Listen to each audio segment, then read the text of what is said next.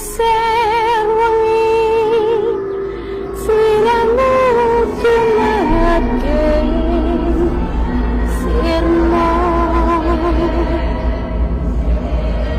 ojo tangi nggonmu golek.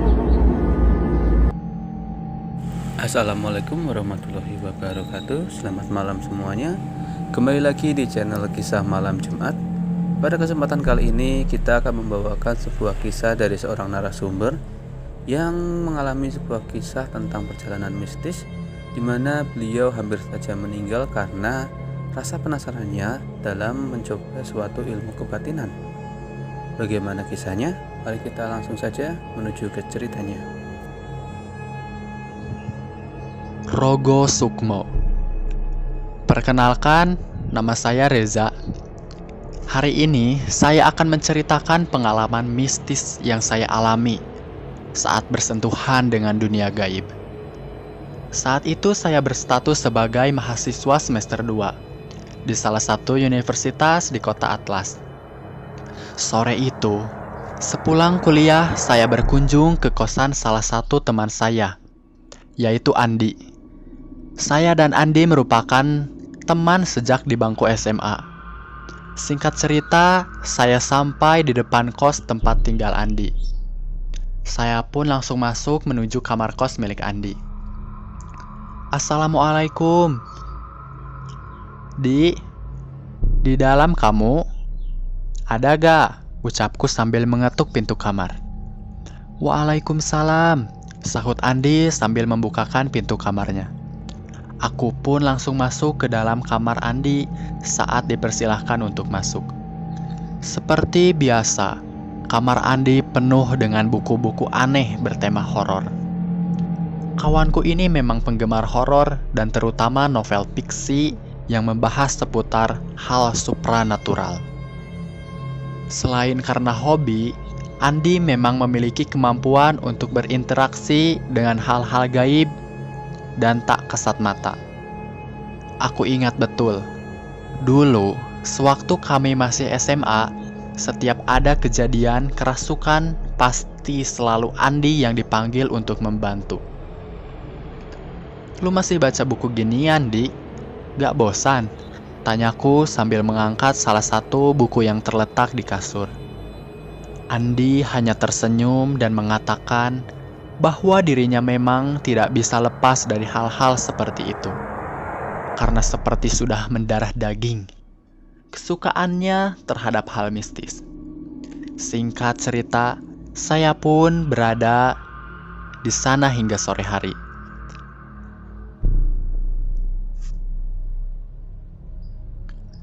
Saat itu, niat saya memang tak berkunjung dan numpang istirahat setelah kuliah. Saat itu jam menunjukkan pukul 3 sore.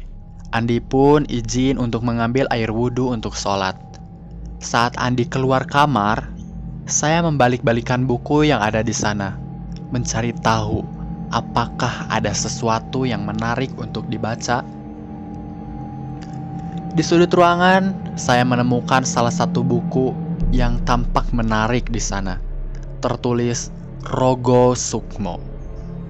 Karena penasaran, saya mencoba untuk membaca buku tersebut. Setelah selesai sholat, Andi masuk kembali ke kamar. Dia melihatku sedang membaca salah satu buku miliknya. Baca buku apaan lu? Anteng aja di pojokan, tanya Andi yang melihatku membaca. Aku pun menjelaskan bahwa aku menemukan buku cukup menarik dan membacanya. Aku pun bertanya pada Andi tentang buku yang aku baca itu. Andi pun menjelaskan bahwa buku yang kubaca adalah buku tentang ilmu memisahkan raga dan roh yang disebut Rogo Sukmo. Andi menjelaskan bahwa biasanya roh terpisah dengan raga seseorang saat orang tersebut meninggal. Namun, setelah ilmu Rogo Sukmo mampu membuat seseorang melepaskan rohnya tanpa harus mengalami kematian. Mendengar penjelasan Andi, aku merasa tertarik untuk mencoba apa yang ada dalam buku itu. Jangan berpikiran untuk mencobanya sendirian. Bahaya, ujar Andi membuyarkan lamunanku.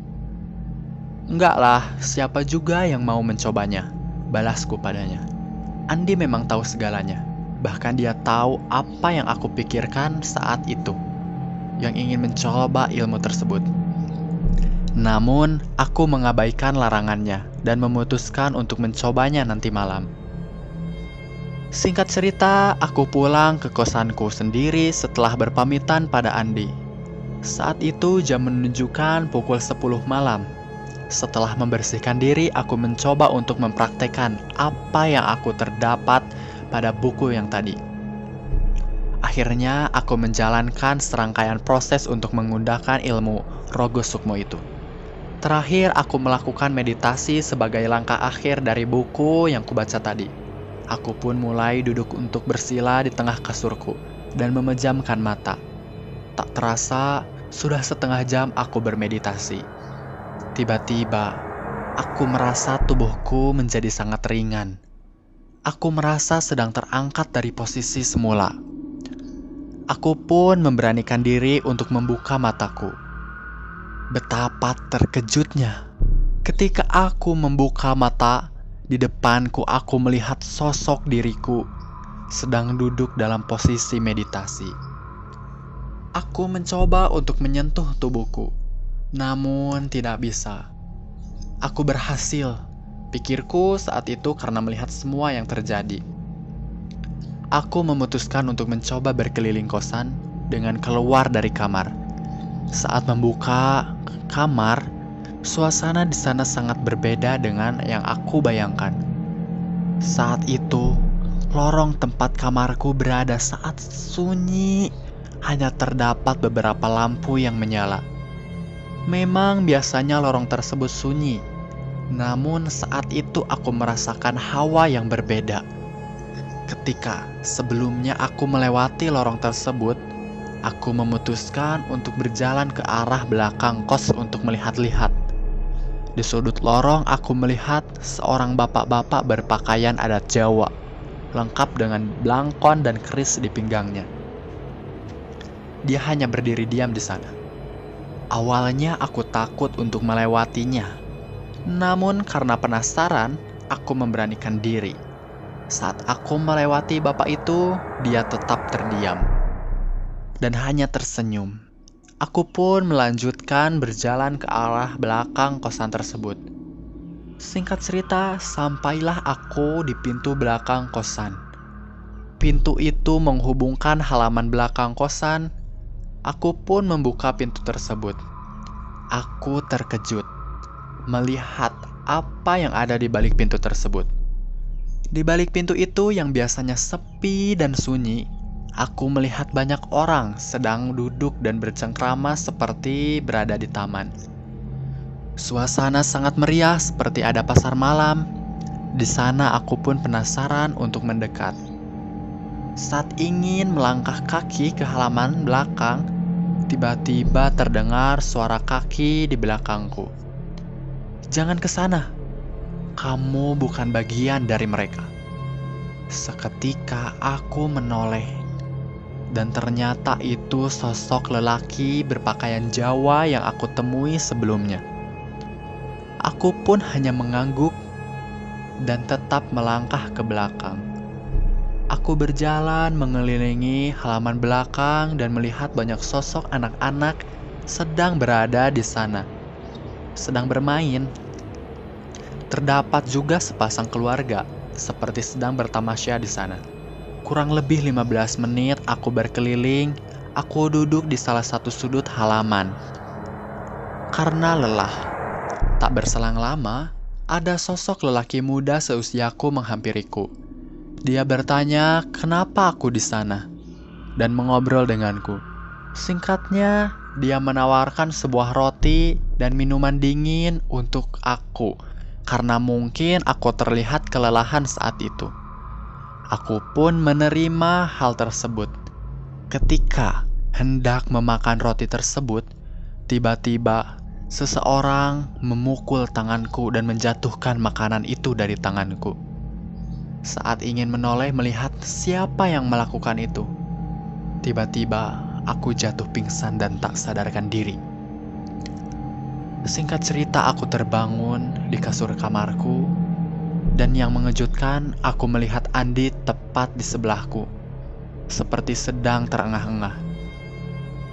"Goblok, kan aku sudah bilang, jangan coba itu sendirian," maki Andi padaku saat aku terbangun. Andi kemudian menjelaskan bahwa aku hampir saja meninggal jika dia tidak datang mencegahnya. Memakan makanan itu, aku pun terkejut dengan hal yang dikatakan Andi saat itu. Andi kembali menjelaskan bahwa saya berasal dari alam yang berbeda dengan makhluk di halaman belakang tersebut, sehingga apa yang mereka makan dan minum tidak boleh kita makan. Itu merupakan pantangan bagi kita. Jika kita sampai memakan atau menikmati sesuatu yang berasal dari alam mereka, maka roh kita tidak akan bisa kembali karena sudah tercampur dengan energi dari alam lain. Setelah mendengar hal tersebut, seketika aku menjadi lemas karena hampir saja karena kecerobohanku menyebabkan aku tidak bernyawa lagi. Setelah kejadian itu, aku tidak pernah mau mencoba hal-hal yang membuat aku melakukan tersebut. Hal-hal yang aku baca di kamar Andi tanpa pengawasan Andi. 3 hari berlalu. Sore itu aku berkunjung ke kosan Andi seperti biasa. Di sana aku menanyakan bagaimana Andi bisa tahu kalau aku sedang melakukan rogo sukmo. Padahal kami berbeda kos. Andi pun menjelaskan bahwa ada sosok lelaki tua yang mendatanginya dan berkata bahwa temannya dalam bahaya dan harus segera diselamatkan. Saat itu Andi berpikiran bahwa pasti aku sedang dalam masalah dan bergegas menuju kosku. Aku pun akhirnya paham bagaimana Andi bisa mengetahui kejadian itu. Singkat cerita, saat aku pulang ke kosku, di sudut lorong aku melihat seorang laki-laki tua itu sedang berdiri di sana. Aku pun menundukkan kepala dan berterima kasih padanya sebelum memasuki kamar. Itulah kisahku tentang rogo sukmo. Terima kasih dan sampai jumpa.